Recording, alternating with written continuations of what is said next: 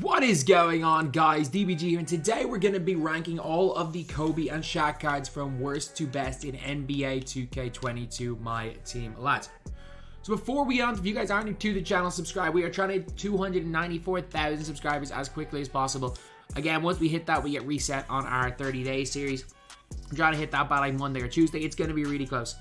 It is going to be really close. If we can get to like 293.2k by the end of today, even if we get that 100, that would be absolutely insane. If we can wake up on that, that puts us in good shape to hit that Monday or Tuesday. Again, the goal is 300k by 2K23, and we're just setting kind of these small goals because that's the best way we can hit it. So, we got a lot of Kobe's, we got a lot of Shaqs, and we're going to be ranking them from worst to best. I'm not necessarily going to be saying these are like worst to best in terms of which ones you should buy, because I will be talking about that in terms of value.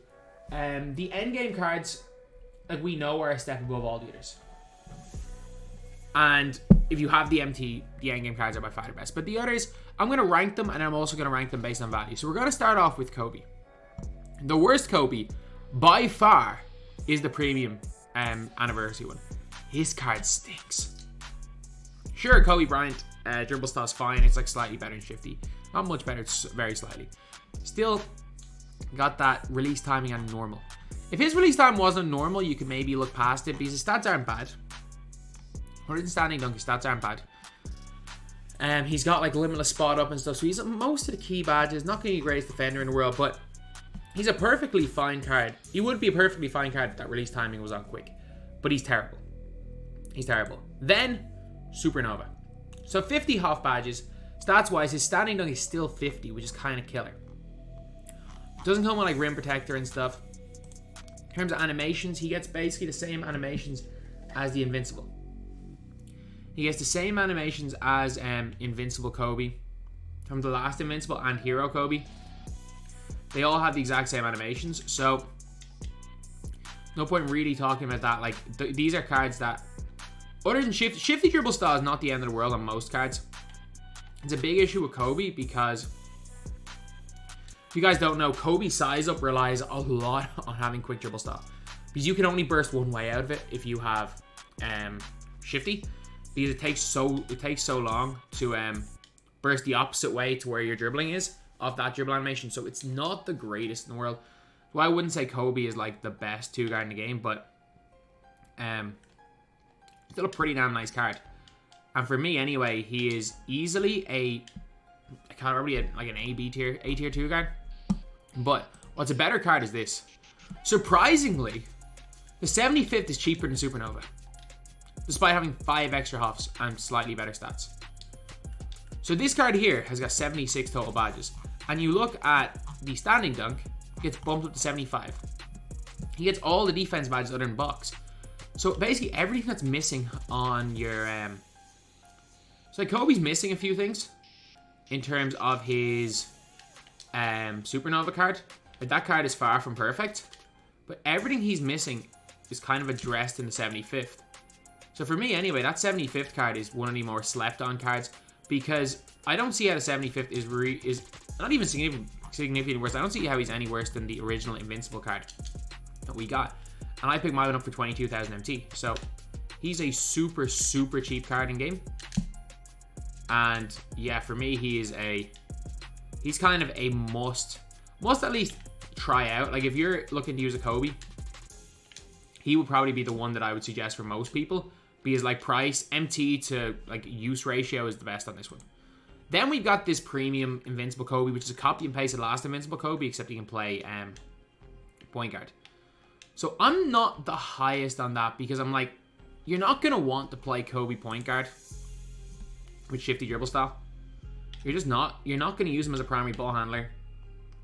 He's not a good enough defensive player to play as a secondary ball, or to play without some sort of a defender around him.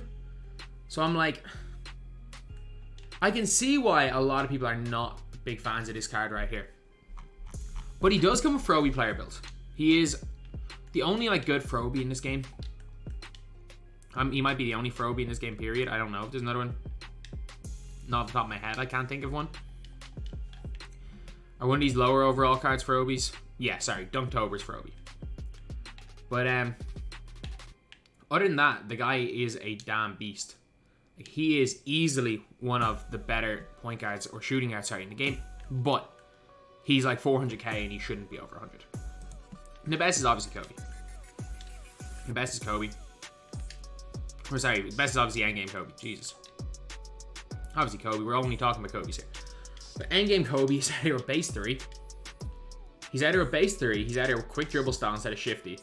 The annoying thing is that I'm in the minority. I know I am. But I prefer Kobe size up to D-Rose size up. And I know a lot of people do prefer D-Rose. And 99 stat, every stat, 80 odd buys. We know what that is. Base 3 is a much better release than Kobe. It's much quicker. D-Rose size up, tray escape. The issue is that he only gets normal fade on next gen, which is weird. So he only gets the normal fade instead of tray fade. Tray fade's slightly better on next. In my team, normal probably is easier to green, so I'm not really too opposed to that. But yeah, that's what we were in terms of my ranking. In terms of, again, buying for your book, the one card I would say avoid more than anyone, because no one is buying the anniversary card to use. Like, no one is buying that card to use them. So I'm not really too pushed on that. Just don't buy the All-Star card. Because I know some people are going to see how cheap the All-Star card is. Whatever you do, do not buy the All-Star card. That's worse than the anniversary. No one's buying the anniversary to use. The issue is that Supernova is more expensive than 75. And 75 is essentially the Supernova card. And you will not know the difference between Supernova and Froby either. And like, using him at point guard isn't that big a deal because most people aren't going to use Kobe Bryant at point guard anyway. So for me, I would say if you have the MT for the end game and you really want to use Kobe, go with the end game. After that, I think the 75th is the best option. I think the 75th is without question the best option unless you have like infinite MT for that end game card. The 75th is easily the next best option. So yeah, for me, I'd go with that. I would go with that. And now we're on to SHAQs. The worst SHAQ is the anniversary SHAQ. This anniversary SHAQ is not actually that terrible. The lack of hot zones are killer on him. The only thing is that he does come with like Kobe escape, SHAQ release on very quick. Thankfully, they gave him his release on very quick instead of normal like Kobe. So he's basically got the invincible. He's lacking a few defense badges. He's lacking a lot of shooting badges. He's basically just the invincible, without the shooting. Very, very similar to that. But anniversary SHAQ is nowhere near as bad as anniversary Kobe. I can say that confidently. That anniversary SHAQ is nowhere near as bad as anniversary Kobe. Then after that, we have got Galactic. So Galactic, the next two are very similar priced. Galactic's got a 79 3 ball, but the one thing Galactic has is hot zones everywhere. 45 huffs. No shooting huffs though, and missing a lot of good shooting badges, even on gold. Every single defensive badge in Hall of Fame is good. Gonna be an elite player. Don't play him at power forward. Use him as center. And he actually comes with the Scotty behind the back. KD escape's not as good as Kobe, but he still moves a lot better. And the one thing is with all these new SHAQs, which is a lot better than the Invincibles, they're 244 pounds. They still kind of move like slugs, but the weight situation means the stamina is not as big of an issue. It's like stamina is a huge issue with the other SHAQs. But yeah, for me, this SHAQ is definitely the second worst, followed by 75th. Like, this is the SHAQ that I bought. Well, you'll see it a bit later. I just realized that I have not released that series yet. You are with this SHAQ, you're basically, for me, you're getting basically a better. I think this SHAQ is the first one I would say is better than the last Invincible. Like, outside of the 3-point, which is 83, and you might be saying that's really low, but like, you're not gonna miss with SHAQ's release if you're open, ever. Even 83 3 ball's fine, but he goes in his 90 ball handle. Every half defensive badge. He's just lacking the shooting badges, and the difference is that this one comes with the Scotty behind the back, which is kind of important for running straight line to the basket with him. SHAQ release on very quick, and he also comes with the normal leaner instead of basic leaner. For me, from here on is where we get cards that are better than the original Invincible SHAQ. The only issue is that even though he's a +4 3 ball in the Galactic, he does not get the hot zones. He only gets the hot zones in the corner, which, again, are the most important spots. They are the most important spots, but you're not going to be seeing him. And one thing he won't do is shoot from deep. Like, I know he comes with gold range extender. I've tried to shoot from deep with this card. He just hasn't. He just has not done it well. Then we have got Glitch SHAQ. So Glitch SHAQ is basically the last SHAQ we have, except he's worse on defense. He doesn't have the 19 half defensive badges, but he does get 8, or he doesn't have 20 half defensive badges, but he gets 19 half shooting badges. And he also kind of, another thing he doesn't get as good is he doesn't get the playmaking badges. So it really all depends on what you want to use your SHAQ for. Like, I'm actually going to change it. I'm going to move Glitch SHAQ below 75th SHAQ. And you want to know what the reason for that is? The Huff Hyperdrive badge. This SHAQ here with his Huff Hyperdrive at 7'1", if you get into a Scotty behind the back, he is glitching by the vast majority of centers, whereas this SHAQ isn't. This SHAQ is a slight upgrade on the Invincible. He is a slight upgrade on the Invincible, whereas I think 75th SHAQ is just going to be better because this SHAQ is a much better shooter, but like, you don't use SHAQ to shoot. The things that you want to use SHAQ for, like going to the basket, just being like a slasher, being that big body, this SHAQ is going to do better. So this SHAQ is in here at number 5. This SHAQ's at 4. Number 3, we got Invincible SHAQ. I mean, it has to be. The only difference is that you've got more shooting badges. He is a better shooting version of the previous Shaquille O'Neal. He is a better shooting version of the 75th.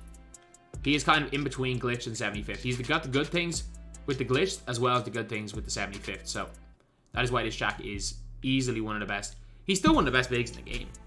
It's just the shooting wise, a little bit.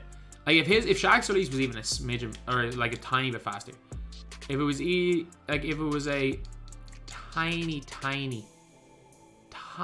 bit faster, he would be one of the top bigs in the game, no question about it. And he still is one of the better bigs in the game.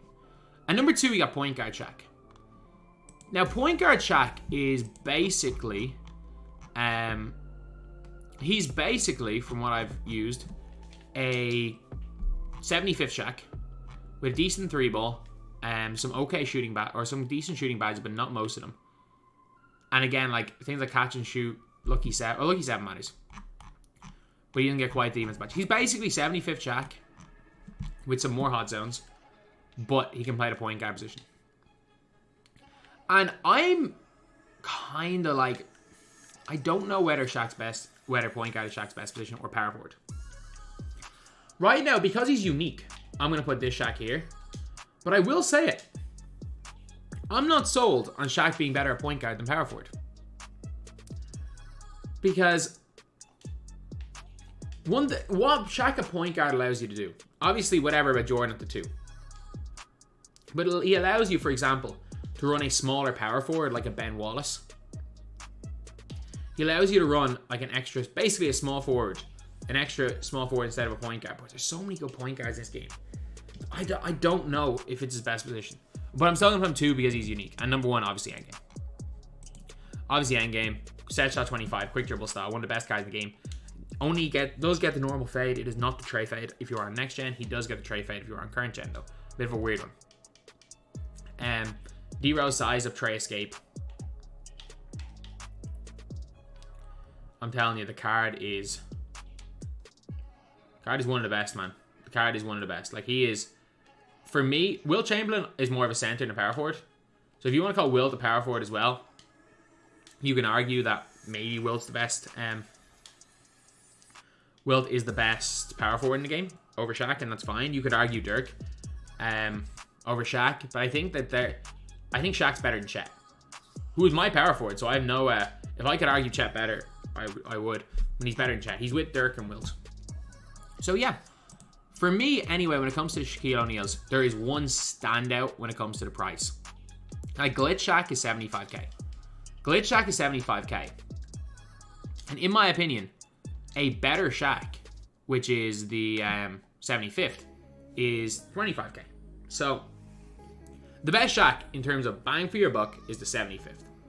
The next best SHAQ in terms of bang for your buck is probably Glitched, because it's probably Galactic, if we're being honest. Because Galactic is still god tier on defense. He doesn't come with all the badges. He doesn't come with half hyperdrive. But if you play Dom, you can literally get hyperdrive in one game at the very start. You can get hyperdrive in half an hour. Bang for your buck, best is this SHAQ, followed by this SHAQ.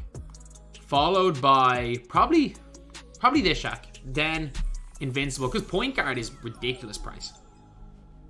Point guard's a crazy price. And obviously, endgame, you can't put bang for your buck on endgame. He's one of the best. If you want to get him, go get him.